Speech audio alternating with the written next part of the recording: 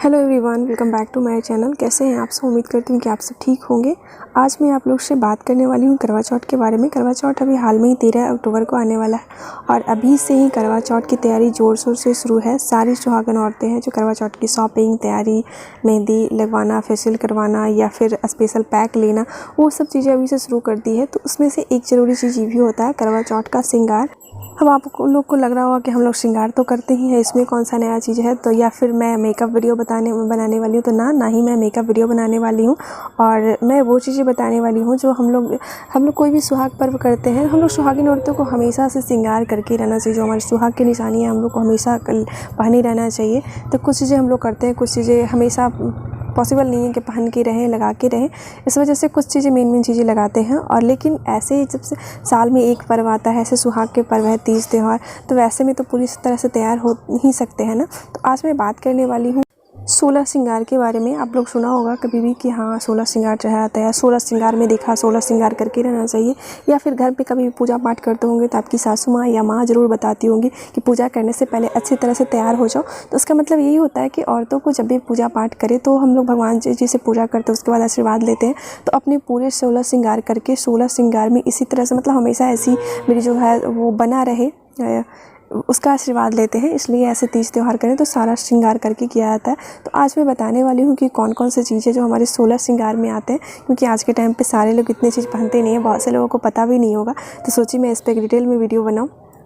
तो सबसे पहले हमारा जो पहला श्रृंगार में आता है वो आता है माथे के जो बीच में लगाया जाता है, वो है सिंदूर। वो सबको पता होगा नॉर्मली, लेकिन बहुत से लोग सिंदूर भी आजकल के फैशन में बहुत कम लगाते हैं या लगाने नहीं चाहते। तो फेस्टिवल में कम से कम ये तो कर ही सकते हैं कि सिंदूर हम लोग बीच मांग में भर करके लगा सकते हैं। जो लोग थोड़ा सा लगाते हैं, बस ललाट पे लगा लिए, तो वो तो भर आज के दिन मतलब पूरा मांग लगा ही सकते हैं। और कोशिश करें कि आपके पास अगर सिंदूरदानी हो तो ऐसे जो सुहाग के पर्व कर रहे हैं तो जो शादी के टाइम पे आपका जो चढ़ा था सिंदूरदानी, उसमें से सिंदूर लगाएं, बहुत ज़्यादा शुभ माना जाता है। तो सबसे जो पहला श्रृंगार होता है वो होता है सिंदूर। उसके बाद और भी चीज़ें हैं, मतलब मैं ऊपर से ही शुरू कर रही हूँ। उसके बाद जो दूसरा हम लोग का श्रृंगार होता है वो होता है मांग टीका। सुहागिन औरतें अपना सिंदूर के साथ में जब भी शादी ब्याह होती है तो मांग टीका ज़रूर पहनती है। तो मांग टीका भी हमारा सुहाग की निशानी में ही आती है। तो करवा चौथ के दिन में ज़्यादातर तो ऐसे तैयार होते हैं तो लोग पहनते ही हैं। तो टीका हम लोग को ज़रूर पहनना चाहिए जब हम लोग तीज कर रहे हैं या फिर करवा चौथ कर रहे हैं, सुहाग का जो भी पर्व कर रहे हैं तो पहनना चाहिए। बहुत से लोग बोलते हैं कि मुझे क्या है, मैं तो उतना ज़्यादा तैयार नहीं होती हूँ, उतना ज़्यादा मुझे शौक़ नहीं है, पहनना नहीं है। नहीं, ये चीज़ें करना चाहिए। हमारा जो साज श्रृंगार है वो उससे ना सीधे हम लोग का शुक्र ग्रह का से कनेक्शन होता है।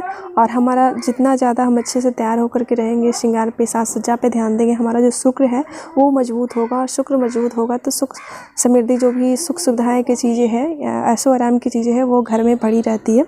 तो ये कनेक्शन होता है। औरतों को हमेशा इसलिए बोला जाता है कि अच्छे से तैयार होकर रहना चाहिए। घुंघरू वाले छन छन पायल चूड़ियाँ ये सब बजते रहती है तो घर में पॉजिटिव एनर्जी आती है। यही सब रीज़न है। तो ये उसकी तो अभी तक मैं बताई थी दूसरा श्रृंगार। अब उसके बाद बताती हूँ तीसरा जो हम लोग के श्रृंगार में आता है। तो मांग टीका के बाद आ जाता है हमारा नाक का नथिया नथनी, जो भी है। तो आप नथिया नथनी अगर शादी का है तो आप शादी के टाइम पे जितने ज्वेलरी पहने, कितने लोग वही पहनते हैं, या फिर कितने लोग आर्टिफिशियल न्यू ज्वेलरी लेते हैं। तो उसमें से जो भी पहने, आप छोटा सा नाक में जो स्क्रू टाइप बन लेते हैं वो भी पहन सकते हैं, नथनी भी पहन सकते हैं, या फिर नथिया भी पहन सकते हैं। तो ये भी सुहाग की निशानी में आती है, इसे भी पहनना चाहिए। ये हो गया तीसरी निशानी। उसके बाद चौथी निशानी, मैं थोड़ा सा नीचे आ गई थी, पहले आती है बिंदी। तो हमारे जो दोनों भावों के बीच में नाक के ऊपर का भाग होता है, एकदम से बीच वाला पॉइंट, वहाँ पे बिंदी लगाई जाती है। अब बिंदी हमारी सुहाग की निशानी है। और कोई भी फेस्टिवल करे, कितने लोग आजकल बिंदी भी, हम लोग तो अभी तक लगाते हैं, बट बहुत से लोग हैं जो बिंदी हमेशा लगाना नहीं पसंद करते। बट ऐसे फेस्टिवल में आपको बिंदी ज़रूर ही लगाना चाहिए। और ऐसे मौक़ों पे ब्लैक बिंदी लगाने से बचना चाहिए। आप कोई भी कलरफुल या फिर ड्रेस से मैचिंग करता हुआ या रेड या मैरून बिंदी लगा सकती हैं। उसके बाद जो हमारा अगला सुहाग की निशानी है वो है काजल। जी हाँ, काजल ज़रूर लगाना चाहिए। काजल भी हमारा सुहाग की निशानी है। और पहले के टाइम में लोग काजल बहुत घर पे बहुत तरह की जड़ी बूटियों से तैयार किया जाता था। तो बड़ा ही हेल्दी होता था, आँखों की रोशनी बढ़ाने वाले बहुत चीज़ें, या सुरमा बोला, जो तैयार किया जाता था तो बहुत अच्छा होता था। आज भी हर तरह के मार्केट में वैरायटी उपलब्ध है, हर्बल वाले या फिर जो भी हो, लेकिन काजल हमारी सुहाग की निशानी, तो उसे भी लगाना चाहिए, ज़रूर ही लगाना चाहिए। उसके बाद जो अगला सुहाग की निशानी है वो हो जाता है हमारा लिपस्टिक। तो पहले के टाइम पे क्या होता था कि लिपस्टिक की जगह पे लिपस्टिक उतनी नहीं होती थी, मतलब शुरुआत में जब तो आप लोग सुने होंगे या राजा महाराजा की कहानी सुने होंगे, तो उसमें कि पान की बीड़ा रानी लगाती थी, राजा लगाते थे, दोनों पान की बीड़ा खाते थे साथ में बैठ करके। तो वो पहले के टाइम पे ना कि जो पान का होता है, पान का जो बीड़ा लगा होता है या पान जो बोलते हैं, वो भी एक सुहाग की निशानी में ही आता था। उससे वो अपना लोग मुख, अपना जो ओठ है वो लाल करने के लिए यूज़ करते थे पान चबाने से, और ओठ लाल होता है तो वो भी एक सुहाग की निशानी है। आप वो भी ले सकती हैं। ऐसे करवा चौथ में जब हम लोग पति की पूजा करते हैं उसमें पान थोड़ा सा रखा जाता है, अपने पति को भी दिया जाता है, खुद भी लिया जाता है।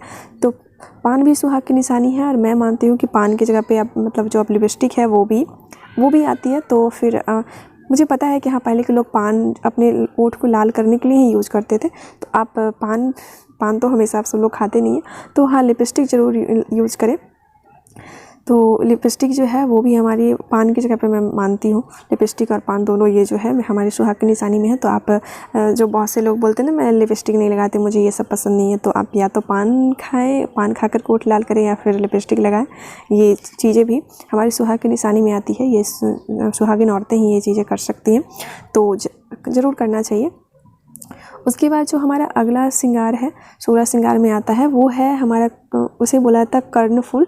तो कर्णफूल तो मतलब हर तरीके होते हैं, पूरे कान में भरे हुए, और फिर झुमके लटके हुए, या फिर टॉप्स पहले के टाइम पे लोग चलते थे। अब तो कोई भी हर तरह के जो है कान वाले वो ईयरिंग्स जो है वो अवेलेबल है। तो आपको जो पसंद हो, आप एक झुमका या फिर जो भी हो कान वाला ज़रूर पहनना चाहिए। ये भी हमारी सुहाग की निशानी में आती है। उसके बाद जो अगला श्रृंगार आता है 16 श्रृंगार में, वो होता है हम लोग का मंगलसूत्र। ये सब चीज़ें मेन चीज़ें हैं, लेकिन मैं मतलब माथे से शुरू की थी, तो जैसे जैसे आता है वैसे वैसे मैं बता रही हूँ, ताकि मैं कुछ मिस ना करूँ, सब कुछ बारीकी से बता पाऊँ, इसलिए। तो मंगलसूत्र, बहुत सारे लोग बोलते हैं कि पूजा पाठ में हमें काले चीज़ नहीं पहनना चाहिए, तो मंगलसूत्र की मोतियाँ काली ही होती है। तो ये बिल्कुल नहीं सोचना चाहिए कि मंगलसूत्र की मोतियाँ काली है तो हम पहन करके पूजा नहीं करेंगे। नहीं, जो मंगलसूत्र की काली मोतियाँ होती है, और जो पीला धागा होता है, या फिर सोने के हम लोग बनाते हैं तो काली मोती और सोने होता है, तो जो काला मोती होता है वो शंकर जी का स्वरूप होता है, और जो पीला होता है मतलब जो सोना दिखता है वो गौरी माता का स्वरूप होता है, और वो दोनों के जोड़ा में साथ में पहना जाता है। तो हम लोग मंगलसूत्र जो है वो पार्वती माता और शंकर भगवान के रूप में पहन रहे होते हैं, उनके आशीर्वाद के रूप में पहन रहे होते हैं। तो उससे पहन करके पूजा करने में कोई भी बुराई नहीं है। बहुत से लोग बोलते हैं कि हाँ, बहुत से पूजा में काला नहीं पहनना होता है, बट करवा चौथ में बिना मंगलसूत्र पहने, या फिर किसी भी पूजा में मैं मानती हूँ बिना किसी भी सुहागन औरत को बिना मंगलसूत्र पहने पूजा नहीं करना चाहिए। मंगलसूत्र हमारे सुहाग की निशानी है, और काले मोतियों के साथ में ही मंगलसूत्र आता है। तो किसी भी पूजा पाठ में मंगलसूत्र जरूर पहने अपना। उसके बाद जो हमारा श्रृंगार आता है 16 श्रृंगार में, वो है गजरा। जो फूलों से ताज़ा, एकदम ताज़े फूलों से बना हुआ गजरा होता है, वो भी हमारे सुहाग की निशानी में होती है। जब भी पूजा पाठ करें तो हम गजरा ज़रूर लगाना चाहिए। और अब तो आर्टिफिशियल गजरा भी उपलब्ध है, तो आप लोग ला करके रख सकते हैं, और फेस्टिवल में, हर फेस्टिवल में यूज़ कर सकते हैं। अगला जो है वो है मेहंदी। मेहंदी हमारे सुहाग की निशानी है, और कोई भी पूजा पाठ हो या चाहे ऐसे भी सुहागिन औरतें हमेशा मेहंदी लगवाती रहती है। तो इस बार करवा चौथ में मेहंदी ज़रूर लगवाइएगा, अगर पहले से नहीं लगवाती होंगी तो। मेहंदी भी हमारे सुहाग की निशानी में आती है, और 16 श्रृंगार में आती है, तो मेहंदी ज़रूर लगाना चाहिए। और उसके बाद जो है मेहंदी के साथ में ये चीज़ भी हम लोग के साथ में आता है, जो आलता होता है पैरों में के, जो लाल आलता है, वो भी हमारे सुहाग के जो 16 श्रृंगार है उसमें आता है।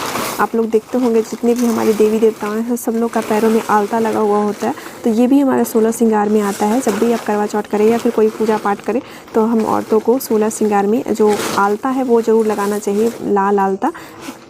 ये भी हमारा 16 श्रृंगार में आता है।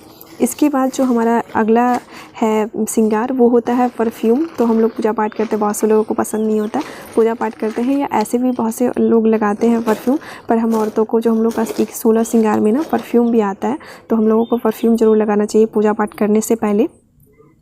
परफ्यूम भी हमारा 16 श्रृंगार में से एक है, इसे भी लगाना ज़रूरी होता है। और उसके बाद जो होता है वो है हाथ फूल, हथकर्ण या हथशंकर, ऐसा कुछ बोला जाता है। जो मैं सीधा बता देती हूँ, जो ब्रेसलेट जैसा होता है उससे एक कड़ी लगी हुई होती है, चाहे या तो 5 उंगलियों में पहनने के लिए अंगूठी बनी हुई होती है, या फिर कोई एक उंगली में बनी हुई होती है, तो वो भी हमारी सुहाग की निशानी है, उसे भी पहनना चाहिए।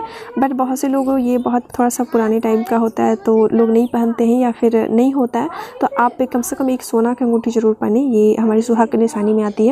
या फिर कोई भी अंगूठी, अगर सोना नहीं अवेलेबल हो तो फिर कोई भी अंगूठी पहन करके तभी पूजा किया जाता है। खाली हाथ ऐसे ही सुहागिन औरतों को पूजा नहीं किया जाता। ये भी हमारे एक 16 श्रृंगार में आता है। अगला जो निशानी है वो होता है चूड़ियाँ। तो चूड़ियाँ सब लोग जानते हैं कि हाथ में सुहागिन औरतों का हाथ कभी खाली नहीं रखना चाहिए। तो चूड़ियाँ, लहठी, चूड़ा ये सब चीज़ें हमारे सुहाग की निशानी में आती है, इसे ज़रूर पहनना चाहिए। बिना, अब जो लोग हमेशा नहीं भी पहनते हैं फेस्टिवल में या करवा चौथ में, बिना पहने पूजा ना करें। ज़्यादातर प्रेफर करना चाहिए कि जो लहठी होता है और जो शीशा की चूड़ियाँ होती है वो शुद्ध मानी जाती है। सुहागन औरतें इसे ही ज़्यादा पहनती हैं। बहुत सारे लोग फैशन में चूड़ा पहनती हैं, या फिर चूड़ा पंजाब में ज़्यादातर वहाँ पहनने का ट्रेंड है, लेकिन यहाँ भी लोग पहनते हैं। तो आप चूड़ा पहन रही हैं या फिर और भी आर्टिफिशियल चीज़ें पहन रही हैं तो उसमें 1 या 2 ज़रूर आप लहठी या फिर शीशे की चूड़ियाँ ज़रूर लगाएं, तभी पहने। अगला जो हमारे सुहाग की निशानी 16 श्रृंगार में जो आता है वो है कमरबंद। कमरबंद हमारे सुहाग की निशानी है। शादी में ये सब चीज़ें चढ़ाई भी जाती है 16 श्रृंगार में। और हमेशा जब भी इस तरह के तीज करें या त्यौहार करें या करवा चौथ करें तो कमरबंद ज़रूर पहनना चाहिए। कमरबंद जो है वो भी 16 श्रृंगार में आता है और हम सुहागिन औरतों को पहनना चाहिए। उसके बाद जो होता है अगला जो है श्रृंगार हम लोग को 16 श्रृंगार में जो आता है, मैं नंबर भूल जाती हूँ इसलिए अगला करके बोल रही हूँ, तो आप लोग माइंड मत कीजिएगा। उसके बाद जो हमारे श्रृंगार है 16 श्रृंगार में वो है पायल। छन छन छन छन करने वाली पायल आप लोग कैसे बोल सकते हैं, ये भी हमारी सुहाग की निशानी है। आप पायल पहनना ना भूलें जब भी करवा चौथ कर रही हैं या कोई फेस्टिवल कर रही हैं तो।